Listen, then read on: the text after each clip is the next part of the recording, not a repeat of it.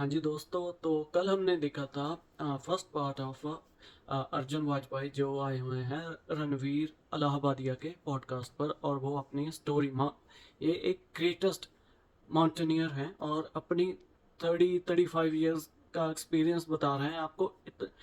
और वहाँ पे माउंटेन्स पर भूत प्रेत हैं और कुछ आत्माएं हैं जो कभी फ्रेंच नहीं बोला या रशियन नहीं बोला, जो कभी वहाँ पर गया भी नहीं, तो वो फ्लुएंट रशियन भाषा बोल रहा है। तो ये ऐसा कैसे हो सकता है, ये सभी कुछ जानेंगे इस सेकंड पार्ट में। तो आप बने रहे हमारे साथ, देखते हैं, शुरू करते हैं। माउंटेनियरिंग में कई बार डिफिकल्ट कॉल्स लेनी पड़ती हैं पर्वतारोहण में, क्योंकि नाउ पीपल आर, कई बार लोग बिना ऑक्सीजन के अटेम्प्ट करते हैं, बिना शेरपा के अटेम्प्ट करते हैं। Now you have to first save yourself to be able to help somebody else, same basic ground rule. तो my sherpas had to now time to go down because मेरा शरीर काम कर नहीं रहा था। थोड़ा बहुत जो ब्यूटेन बचा हुआ था वो भी उनने गर्म पानी उबालने में और वो सब खत्म कर दिया, क्योंकि उनको लगा था थोड़ा शरीर गर्म करेंगे तो ठीक हो जाएगा, खून वापस चलना शुरू हो जाएगा। But obviously they did not know that this clots which had formed in my brain. तो कार्रवाई शुरू हुई। उन लोगों ने मुझे सब वार्म टेंट में पैक वैक करके उन्होंने बोला अब हम नीचे जाते हैं। दे प्रॉमिस मी, दोनों ही शेरपा ने मेरे साथ प्रीवियस भी कुछ क्लाइम्स करे हुए थे, तो Mingma dai and Temba both promise me कि we'll come back. I promise कि हम पक्का वापस आएंगे। बट मुझे पता था कि वापस तो तभी आ पाएंगे जब मौसम खुलेगा, वरना ये रेस्क्यू नहीं है, रिकवरी ही होगी। रेस्क्यू तब तक होता है, रिकवरी मतलब डेड बॉडी को रिकवर करना। और कैसे हंस हंस कर बातें कर रहे हैं जैसे कुछ हुआ ही नहीं है। भाई साहब, आदमी मौत के नाम से कांप जाता है, और ये अपनी मौत की, ये almost he was dead, doctor declared him dead, and ये हंस हंस कर बता रहे हैं वो क्या क्या हुआ था, कैसे हुआ था, कैसे ये डेड घोषित कर दिए गए थे। तब तक इंसान जिंदा है, रिकवरी तो होती है, बॉडी लेके आनी है अब वापस। हाँ। तो वहां टेंट में फिर पड़े पड़े जब ये दोनों चले गए, फिर थोड़ा सा हिट होना शुरू हुआ। फिर वही I started getting like a flashback of, मेरे पास स्टॉर्म चल रहा है, तो फ्लैशबैक ऑफ मेमोरीज आ रहे हैं थोड़े से। पहली बारी अंदर से ऐसे सवाल आने शुरू हुए, बिकॉज उससे पहले ना थोड़ा सा मैं पलट के देखने वाला इंसान नहीं था। I used to take my parents for granted, I used to take my family for granted, I used to take my friends for granted, everything थोड़ा सा take it lot for granted. But पहली बारी ऐसे अंदर से थोड़े से सवाल उठे कि क्योंकि अब अंत इतना पास था और दिख रहा था, ऐसा लगता है क्या मैं have I been a good son, क्या मैंने अपने पापा को इनफ प्यार करा है कि क्या भगवान आप मुझे एक मौका दे दो, I want to go back to my mom and I want to hug her once, और यू नो भगवान प्लीज एक बारी वो just so many flashes coming lying down that tent and I was almost, मतलब give up तो हो ही रहा था। धीरे धीरे करके वो होता है ना कि you go into a negative spiral. तो जैसे बोलते हैं ना कि जब आपका आखिरी दिन आ जाता है, बस आप मरने लगे हो, उससे कुछ क्षण पहले आपकी पूरी लाइफ जो आपने जी है वो सारा कुछ आपके दिमाग में चला, आपकी आंखों में, आंखों के आगे आने लग जाता है कि आपने किया था, क्या नहीं किया था, क्या करना चाहिए था, वो सारा कुछ आपकी आंखों के सामने चलने लगता है। शेरपा लोग जब वो निकले थे दोनों मेरे दाजू लोग नीचे को, तो उन्हें टेंट का वेस्टिब्यूल हल्का सा खुला छोड़ा था, इसलिए थोड़ी हवा आती रहे टेंट के अंदर। तो मैंने बाहर देखा, अभी भी स्टॉर्म चल रहा है। फिर मैंने सैटेलाइट फोन मेरे पास छोड़ गए थे, उसमें थोड़ा सी बैटरी थी, तो मैंने घर पे फोन करा और मैंने मम्मी को बोला कि मॉम आई थिंक इस बारी मैं घर नहीं आ पाऊंगा। तो उस तरफ my mother collapsed on the phone, obviously my father came rushing home and he was like क्या बोल रहे हो तुम, मम्मी को क्या हो गया। तो for the first time I heard that day in my father's voice की desperation. He's an army officer, very proud man. He's a paramilitary officer. He's the first paras. He's seen, मतलब काफी जितनी खतरनाक चीजें हो सकती है ना देखी हुई है अपनी लाइफ में ना वैसे। तो फॉर द फर्स्ट टाइम मैंने उनका वो पापा वाला साइड देखा। नहीं नहीं कोशिश करो, वो मुझे बोलते कोशिश करो, तो पापा कोशिश कैसे करूँ, अब तो शरीर ही काम नहीं कर रहा। इतनी जब तक बात होती तब तक सैटेलाइट फोन भी डेड हो गया। तो फिर अब कोई बात, अब तो कोई कम्युनिकेशन का जरिया नहीं, अब लेटा हुआ मैं टेंट में।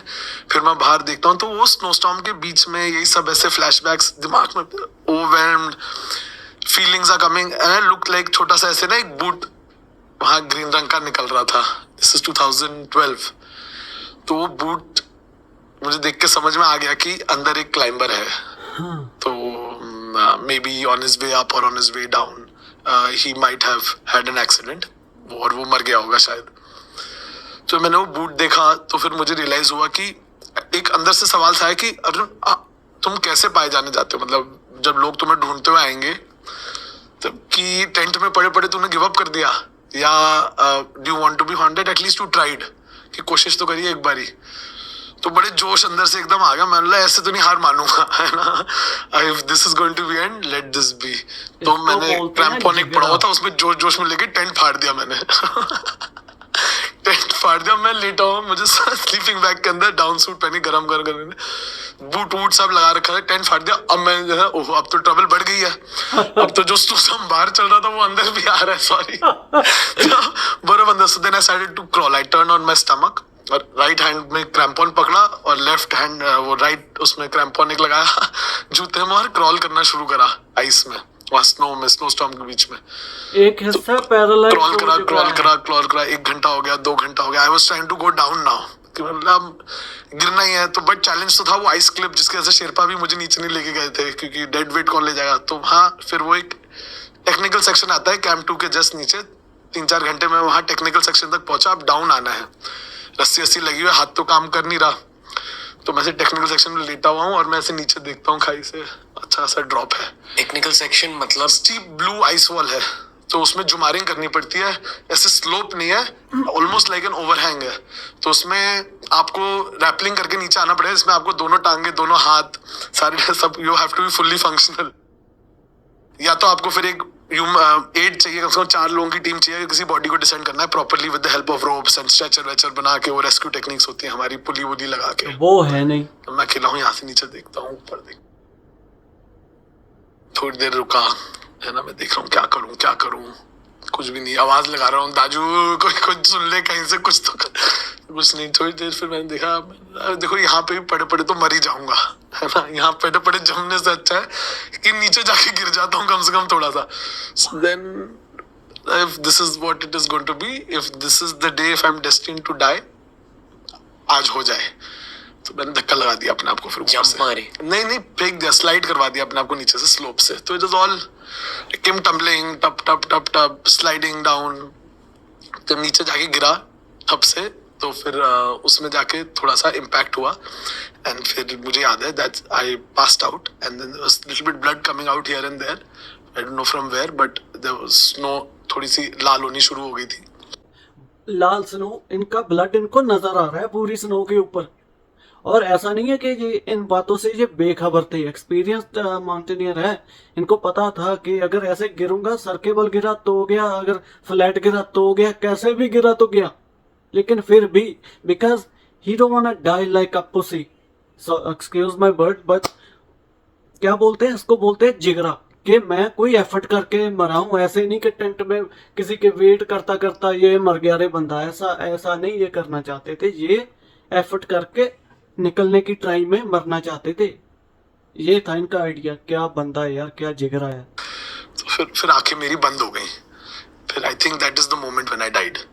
तो then I only have a memory straight after that of वो नेपाल और तिब्बत के बीच में एक फ्रेंडशिप ब्रिज है, वो मिलिट्री का बना हुआ है, तो बड़े बड़े एंगल्स होते हैं ना, ऐसे ऊपर से जा रहे होते हैं, ऐसे क्रॉस बार्स। तो मैं एक गाड़ी में लेटा हूँ और मुझे सिर्फ वो क्रॉस बार्स होते दिखाई देते, तो मुझे समझ में आ रहा है कि it was the same memory of when I was entering Nepal by the friendship bridge. So लग रहा है okay, I am going back to now Nepal. So later on I got to know that the weather cleared out the next day after this event, when I did all of this tent following and everything and throwing metal out. Next day the weather did eventually get cleared and my Sherpas started to come up with some more manpower to get me down, and that was very very generous of them, but they found me very close to Camp 1 itself. So that was not the place where I had the last memory of. तो उसके बाद भी फिर पता नहीं कौन सा भूत था अंदर से, तो चलाया जा रहा था। So I think I still crawled, I think, for another 1.5-2 hours after that fall, and then that's somewhere below a rock they found my red down suit coming out of the snow, and then they got me down and they took a picture of me, pronounced me dead, because obviously there was no brain activity, there was no heart activity, there was no retina movement, nothing. They noted the time of death, took a picture of the dead body, packed me in a sleeping bag and started getting me down. और ये सब तो नीचे record लेके में आए, है। वहां पे स्लीपिंग बैग में बांध के जैसे डेड बॉडी को लेके आते हैं। तो कैंप 1 से जैसे ही नीचे लेके आते हैं तो वहां पे एक स्क्री शूट आती है। स्क्री शूट होती है पत्थरों की एक ऐसी पूरी गली। तो उसमें आप एक जगह पैर रखो, साइड वाले पत्थर भी हिलने शुरू होते हैं, इस तरफ के भी पत्थर हिलने शुरू होते हैं, सब कुछ हिलना शुरू हो जाता है नीचे को। तो उसमें ये लोग लोअर कर रहे हैं, 2 शेरपा ऊपर से, 2 शेरपा नीचे से रस्सी लेके। सो 2 शेरपा ऊपर से, 2 शेरपा नीचे से रस्सी लेके डाउन कर रहे हैं। And they hear this crackle from inside the sleeping bag. You know वो ड्राई फिट क्लोथ्स जब आपस में ऐसे ऐसे घिसते हैं, तो दे सडनली फील की भूत है and they let go of me and I go another 100 meters down on that slope. And I think it was the warmth and वो धूप निकल गई थी तब तक। तो I think I had frozen almost, I had gone into hibernation और something. And then I came back and then they saw that there was some brain activity and I was trying to move inside the sleep. तो I was alive. तो खुश तो थे बड़े, but for a second I almost scared the lives out of them. And that was, I think, my first time where I literally had an experience where I was not there anymore and then I came back. So Exactly. it was long journey। फिर वापस आके AIIMS में, फिर recovery, paralysis से मैं अभी तक पूरी तरह हंस नहीं पाता हूँ। लेफ्ट साइड से पूरी तरह ऊपर नहीं जाते, एक तरफ से ज्यादा लंबी हंसी आती है, एक तरफ से कम आती है। There are still little bit things there, but I'm very So cute. grateful to everybody, all my Yes, Sherpas, cute. everybody for I owe my life to them। आज तक अब जब भी जाता हूँ काठमांडू तब उनसे जरूर मिलता हूँ, क्योंकि उनके बगैर मैं नहीं होता शायद आज यहाँ पे। तो एक वो था। फिर उसके बाद जी, अन्नपूर्णा पे last year I fell down. इसके बारे में थोड़ा सा बात करते हैं फिर से। मुझे जानने और कहानियां जाननी है, पर पहले ये ब्लैकआउट के बारे में क्या याद है आपको? सो ये सब ना वापस पूरा सर्कल मुझे याद आता है काफी कुछ 2016 में, क्योंकि अब जब एक कहानी मेरे दिमाग में शुरू हो जाती है, जब मैं वापस आ गया एम्स में, दिल्ली में बैठा हुआ था, तब मेरी मम्मी तो बेचारी इतनी खुश थी कि लाइक अच्छा जिंदा है, ठीक है, चाहे इसकी अब एक लेफ्ट टांग काटनी है काट दो, इसका लेफ्ट हैंड काटना है काट दो, कुछ भी हो, मेरा लड़का जिंदा है। टिपिकल माँ। बट रोज की एक लड़ाई शुरू हो गई थी। मुझे अंदर से फील होता था मेरा हाथ और मेरी टांग, मैं बोलता नहीं जिंदा है, बट ऊपर से उनको दिखता था कि ब्लैक हो रहा है, तो रिकवर नहीं करेगा। तो रोज डॉक्टर आते थे, बोलते आज एम्पुटेशन करने, मैं बोलता नहीं आज नहीं, मुझे लगता है आ जाएगा वापस, आ जाएगा। और ऐसे मतलब जिंदा हो जाएगा वापस। I could feel that my body was still alive. Frostbite हो गया था काफी severe, there was a lot of gangrene formation which had happened on the left side. तो डॉक्टर्स को लग नहीं रहा था कि बॉडी रिकवर करेगी, तो एम्प्यूट अगर नहीं करते तो इन्फेक्शन फैलने के चांसेस थे पूरे बॉडी में। फिर से थोड़ा सा सॉरी, आखिरी बार बॉदर करूंगा। यहाँ की एक ट्रू स्टोरी है कनाडा के विनिपेग में। तो एक लेडी इंडिया से न्यू आई थी और अपार्टमेंट में बिल्डिंग में रहते थे। तो उनका हस्बैंड था, वो काम पे चला गया। तो सर्दी का टाइम था, -30-35 था, विंड चिल के साथ -40-45-6 हो चुका था। और उनके अपार्टमेंट के सामने ही एक छोटा सा ग्रोसरी स्टोर था, बिल्कुल छोटा सा। तो उनको मिल्क और एक दो चीज़ और चाहिए थी। उन्हें बोला कि हस्बैंड आएंगे तब ग्रोसरी करने जाएंगे, लेकिन चलो मैं मिल्क जाकर ले आती हूँ और एक दो चीज़ ब्रेड वगैरह। तो उन्होंने क्या किया कि क्रॉस द रोड है, तो इतना भी क्या होगा, तो उन्होंने जैकेट डाला और जो हमारा कल्चर है सलवार सूट पहनते हैं, एक हल्का सा जैकेट डालकर और पाँव में चप्पल, ऐसे ही अपनी अपार्टमेंट से निकले और रोड क्रॉस किया और वहां से सामान खरीदा। वापस आए तो उनको फ्रॉस्ट बाइट हो गया। उसके साथ फ्रॉस्ट बाइट होने की वजह से उनकी डेथ हो गई। भाई साहब, वो खाली सिर्फ 30-35 ईयर्स ओल्ड थी वो। आप न्यूज़ में चेक कर लेना। तो ये तो देखो कितने माइनस टेम्परेचर से आए, कितना इन्होंने स्ट्रगल किया। और जिगरा देखो बंदे का, आपके सामने बिल्कुल एक पीस में, वन पीस में बैठा अपनी स्टोरी बता रहा है। इसको बोलते हैं जिगरा। आप काफी कुछ कह रहे हो। मेरा जॉब है आपको स्लो डाउन करना। जी। आपने 2016 क्यों कहा? अगर ये 2012 ये 2012 में था और फिर मैं वापस जाता हूँ क्योंकि चोयू 2016 में कहानी पूरी करने। एक मिनट, तो ये गैंग्रीन और ये सब 2012 में होता है। और फिर मैं अपने आप को प्रॉमिस करता हूँ हॉस्पिटल में कि जब तक मैं कुछ चोयू से कुछ ज्यादा खतरनाक नहीं चढ़ लेता, तब तक मैं चोयू वापस नहीं जाऊंगा। और फिर मेरी मकालू के 4 अटेम्प्ट्स आते हैं, 2013, 2014, 2015, 2016। Then that's where I become a mountaineer असली में मेरे I it's the person who I am today, Makalu shaped me, and then फिर मैं वापस सो ही जाता हूँ और फिर मुझे वो याद आता है सारे वो मोमेंट्स जो जो मुझे याद नहीं थे मेरे फर्स्ट अटेम्प्ट, क्योंकि वहां तो ब्लैकआउट हो गया था, तब तो बॉडी सर्वाइवल मोड में थी. Now when I went back then I could imagine and remember everything, जो जो चीज मेरे साथ हुई थी. I literally got back a moment जब व्हेन आई फेल डाउन, उसके बाद it all came back to me at that place. मैं अपने आप को ऐसे देख रहा था ऊपर से थोड़ी देर तक, है ना, मतलब अर्जुन तो है, मैं अर्जुन ही हूँ. सो हम लोग कितनी बार ऐसा लगता है ना, हम लाइव देखते हैं तो हम लोग ऐसे दिख रहे हैं, मेरे 2 हाथ हैं.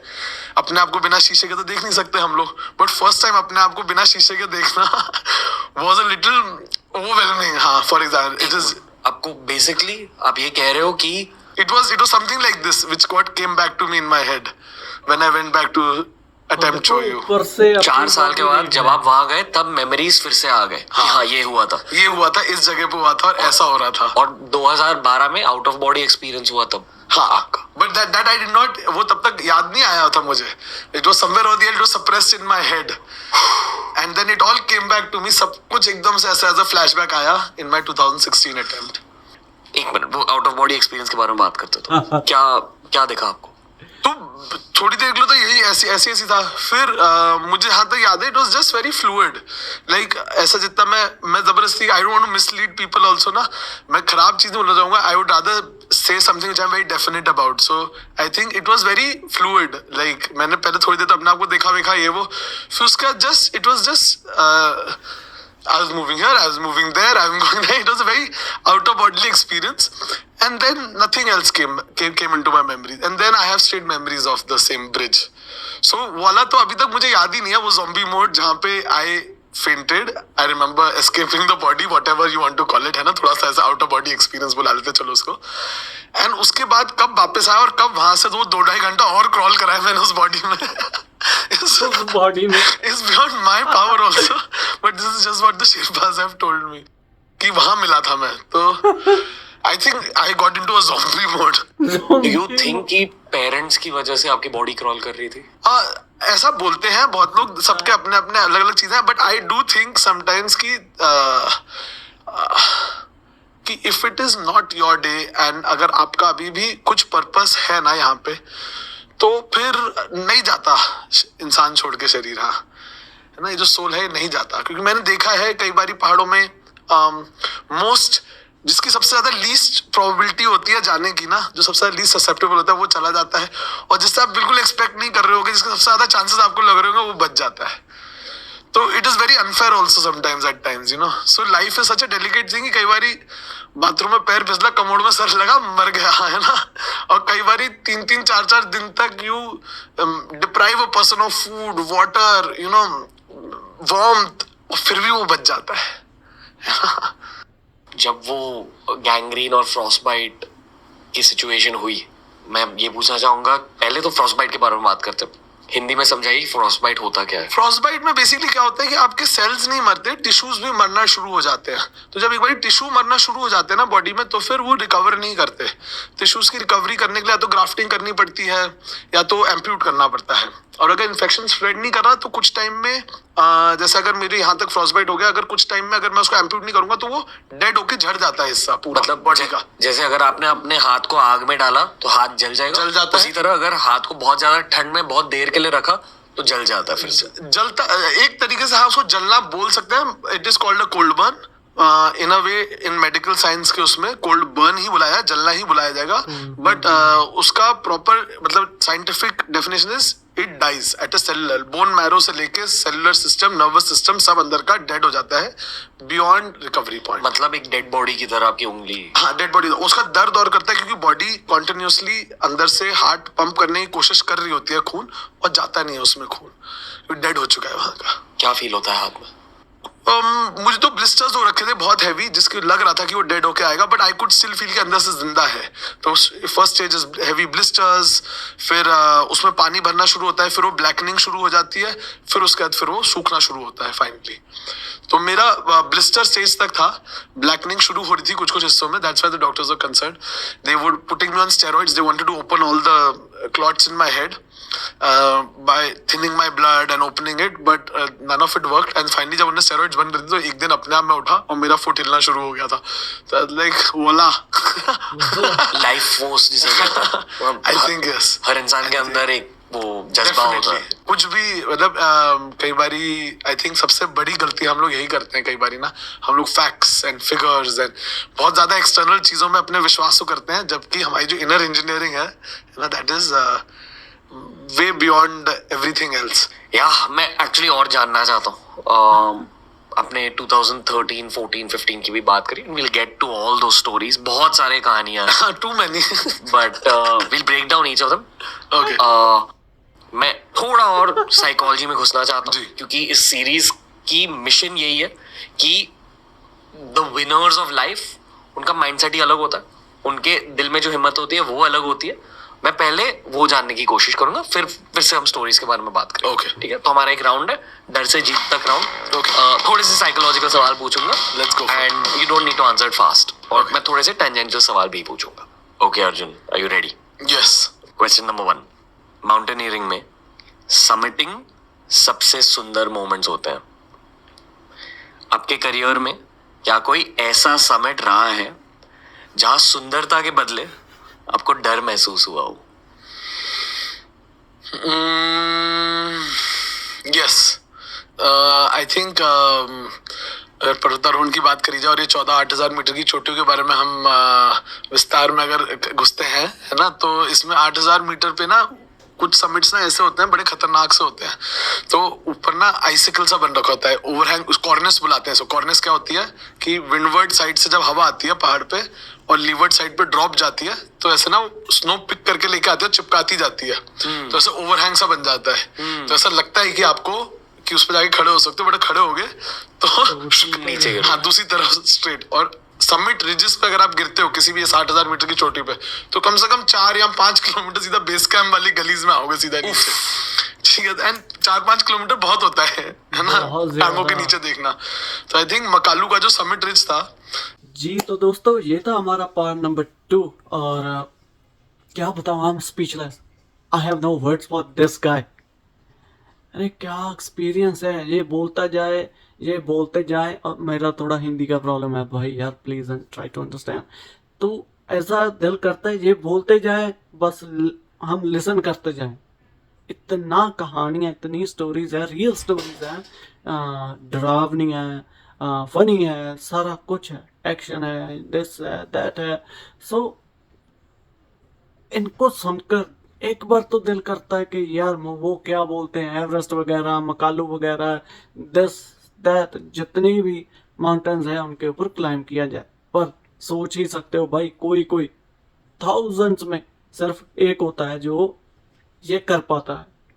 जैसे हमारे पंजाब की बलजीत कौर, उन्होंने अपना एक्सपीरियंस शेयर किया था. वो एवरेस्ट पर गए और उनका वो कुछ समझ नहीं आ रहा क्या हुआ था, उनको समथिंग हो गया था. तो उनको एक लड़की दिखाई दे रही है जो उनको इंडियन फ्लैग दे रही है कि आप ये ले लो 10 रुपए का और वहां पे एवरेस्ट के ऊपर आप लगा कर आना.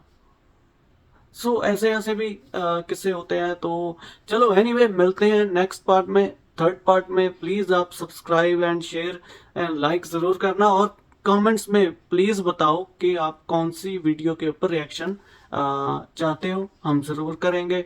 और क्या बोलते हैं, सपोर्ट की बहुत ज़रूरत है.